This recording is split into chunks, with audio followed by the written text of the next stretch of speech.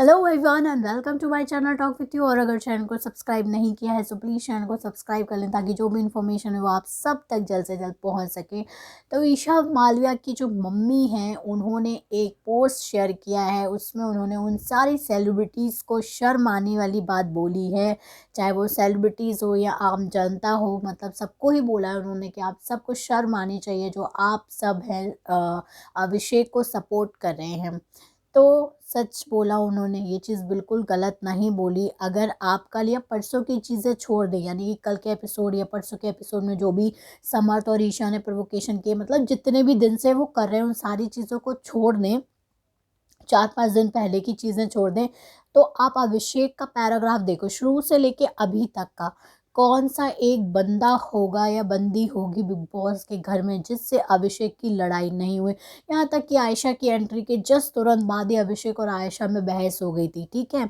और अभिषेक जो है उनका एक माइंडसेट है कि भाई मुझे इंडिविजुअल दिखना है, तो उनका मतलब है इंडिविजुअल दिखना, अपने लिए हर बात में स्टैंड लेना, किसी का मुद्दा हो उसमें घुस जाना, झगड़े शुरू कर देना। यहाँ तक कि विक्की और अंकिता का वो स्लैप वाला आपने देखा होगा कि उस पे भी सबसे पहले आवाज़ जो थी वो अभिषेक ने उठाई थी। वो तो अंकिता ने बोल दिया था कि अंकिता ने बोला था कि भाई मत बोल, क्योंकि उसको शायद ये चीज़ें नहीं दिखानी होंगी। तो अंकिता ने बोला तूने भी सेम चीज़ें की, तो वो यहाँ पे चुप हो गया। अगर वो अंकिता ऐसी चीज़ें नहीं बोलती तो शायद वो इस चीज़ को और आगे बढ़ा देता। तो चाहे विक्की के साथ उसकी लड़ाई हो, चाहे खानज़ादी के साथ उसकी लड़ाई हो, चाहे नील ऐश्वर्या के साथ उसकी लड़ाई, मतलब हर घर के बंदे के साथ उसकी लड़ाई हो चुकी है। और वो सच में इतना पास लोगों के जाता हो, आप देख लो। भले ही कल परसों उसके साथ जो भी हुआ हो वो बहुत गलत था, लेकिन अभी तक अगर आप उसको देखो तो वो कहीं भी सही नहीं था। लेकिन ईशा की मम्मी ने बोला है कि वो लीगल एक्शन ले सकते हैं, लेकिन वो नहीं ले रही हैं बिकॉज ऑफ ईशा। और मैं एक चीज़ बोलना चाहूँगी, ये शायद सारों के ही मन में आ रहा होगा कि वो हर बात में अभिषेक बोलता है कि उसकी मम्मी को सब पता है, उसकी मम्मी को सब पता है। और ये बात ईशा की मम्मी को, जैसे जिस तरीके से अभिषेक के अगेंस्ट चीज़ें निकल के सामने आई हैं उसके वीडियोस, तो वैसे ही ईशा के भी आ रहे कि उसको चोट लगी है, थप्पड़ पड़ा है वीडियो। और आयशा ने भी कल बोला था कि मेरे पास सारे प्रूफ रखे हुए हैं कि ये सारी चीज़ें हैं जिसने इसने जो भी मेरे साथ किया है। तो आप अब लीगल एक्शन लेने की बात कर रहे हो मैम, तो तब आप कहाँ पे थे जब आपकी बेटी के साथ सारी चीज़ें हुई थी। 17-18 साल की उम्र में आपकी बेटी के साथ ऐसी चीज़ें हो रही थी और आप उसके रिलेशनशिप को एंजॉय कर रहे थे। मुझे लग रहा है एज अ मदर आपको 2 चांटे लगाने चाहिए थे अपनी बेटी को और बोलना चाहिए था कि बेटा तू काम कर रही है, तू काम पे ध्यान दे, इन चीज़ों के चक्कर में मत पड़।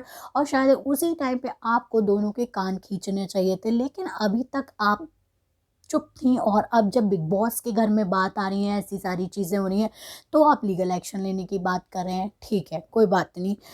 तो ये आपका कॉल है और आपकी मर्ज़ी है कि आप जो भी करो। लेकिन अभी जो बस यही पॉइंट था कि तब आपने क्यों नहीं बोला जब आपकी बेटी के साथ ऐसी सारी चीज़ें हो रही थी। तो उन्होंने यही बोला है कि ईशा के कैरेक्टर की धज्जियाँ उड़ा दी हैं, उसने कैरेक्टर की धज्जियाँ उड़ा दी हैं, मेरे कैरेक्टर की धज्जियाँ उड़ा दी। तो आपके कैरेक्टर की धज्जियाँ नहीं उड़ाई थी, उसने ये बोला था तेरी मम्मी को भी पता है तू कैसी है, ठीक है। तो ईशा ने बोला तेरे पापा को भी पता है कि तू कैसा है, तू पागल है, तू मेंटल है। उसने बोला तू भी पता नहीं, मतलब दोनों के बीच में गंदी चीज़ें हुई हैं, ये नहीं मैं सपोर्ट नहीं कर रही हूँ।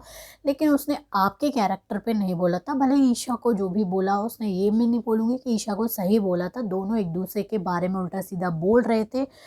सो मैम मैं यही बोलूँगी कि आपने जो चीज़ें पहले नहीं की वो आप करने की बात करिए, जबकि ये सिर्फ एक 110 दिन की बात है।